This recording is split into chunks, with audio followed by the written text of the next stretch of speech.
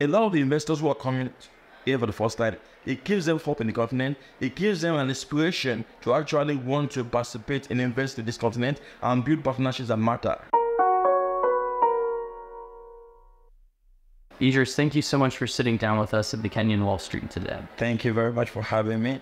So Loftyinc has been one of the top VC firms in Africa for some time now.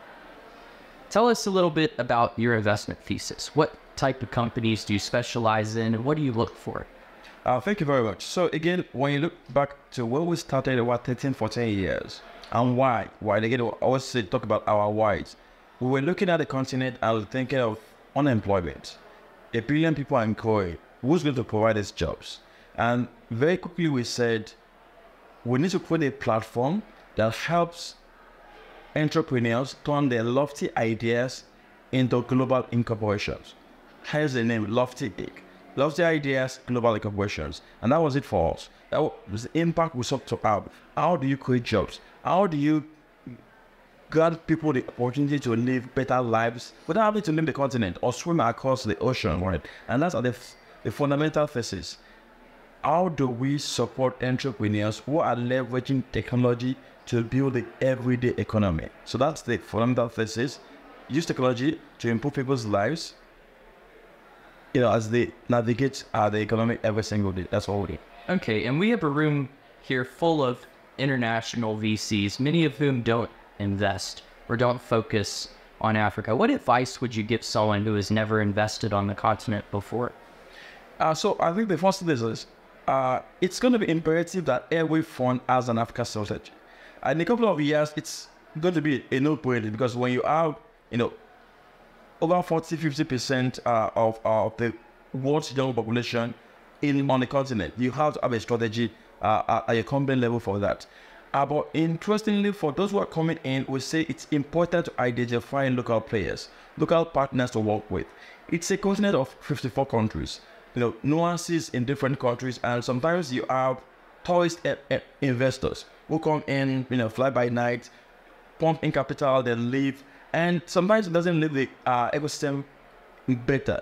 So I think it's key that they identify players on the ground who understand the ground, who they can partner with, and who can guide them. Definitely we need capital from everywhere, but I think it needs to be informed capital, and way to do that is to partner with our local firms like ours and others who have been at this for long. Okay, and what sectors are you watching closely nowadays? So when we look at the continent, we say Africans are essentially traders. So it is important that we make trading easy for them, right? And so we think of which is basically commerce. So commerce is a big sector we play in. We then ask ourselves, how do you leverage technology to make financial services easier? Because again, that affects commerce.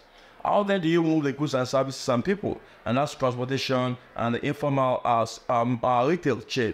And of course, for you to have Africans doing that, they need to be well educated, they need to live in a climate-friendly world, and they need to be food secure. And that defines the sectors we look at.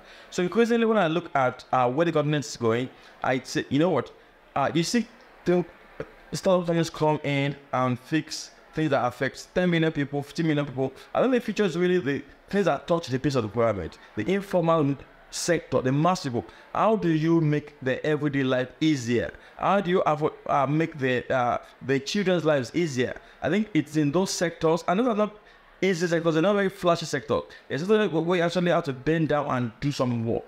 I think that's really where we find interest. Informal retail, digitizing that retail, then of course in the climate sector, right? Renewable energy, right? How do you apply that sustainable food? These are the kind of things that we think increasingly are going to be quite important. But of course, it's going to have a layer of fintech into it, right? Embedded financial service is supposed to be part of this, and that excites us. Excuse me, done a lot of these today. What are you hoping to get out of your time here at the Kaufman Fellows Summit this week? Okay, so firstly, I became a Kaufman Fellow this year. It's been a dream of mine. It came true, and it's been about 4 months right now in, and it's been amazing. The network, the learning, the bonding, the opportunities, and it's something I would recommend. And I'm also honored that the first year I joined the fellowship is an African Summit, the first time, right? So it's right timing. So And just in the last 2 days, being able to have all the fellows from 40 countries land in Kenya and see what's possible, I think that's amazing.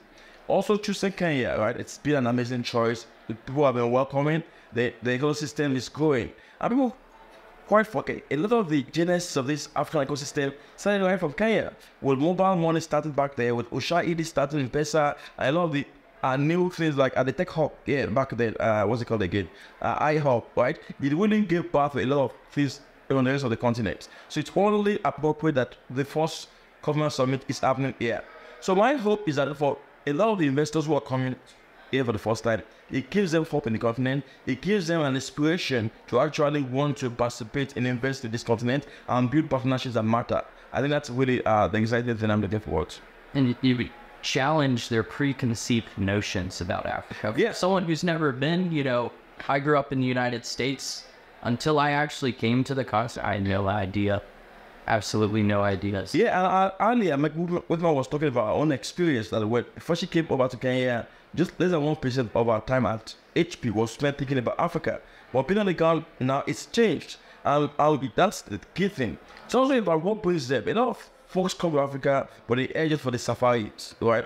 For the zebras. Why don't having people come here and see this as a land of opportunity? I think that's different. They look at the continent with a different lens, and then they go back and share those stories. And I think that's quite important. They become ambassadors of the continent, and that's really all we're asking for.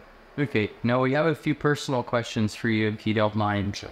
First one, when you were first starting your career, what did you spend your first paycheck on? Oh man.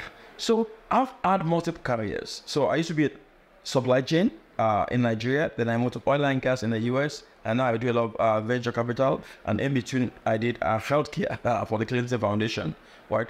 But when I look at my first paycheck, what did I spend it on? Oh man, that's a long time ago. I still want half of it back to my parents. Because our culture in Nigeria, where your first paycheck is not really yours, it's for everybody who's contributed towards your growth. Because we usually say it takes a village to raise a child. So the expectation is when you get your first paycheck, kind of remember everybody who's paid a role, and you started talking. So I remember quite well, most of my first paycheck went towards my parents and folks who had contributed towards me becoming what I became. Okay. When you listen to music, what's your favorite genre? Oh man. So I'm a big fan of Fela and Nicola Bokoti, the old Afrobeats, Nigerian Afrobeats. Yeah, that's probably what I listen to. Also, I think one of my theme songs for our company, for our fund, is The Gambler, right? By I think Kevin Rogers, right? Again, it talks about keeping your focus while you're in the business, and there's enough time to count the money later, right? Again, and I think that resonates. Yeah, I think that's mostly Okay.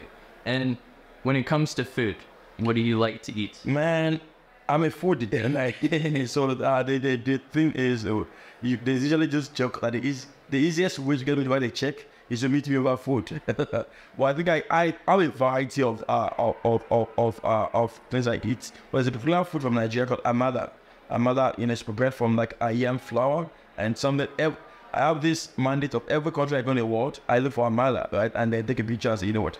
I've marked my amala's hotspots around the world. Oh, you know where to go. I know where to go to find that amala. Okay, and the last question today. What is the craziest thing you've ever spent money on? So some real experiences.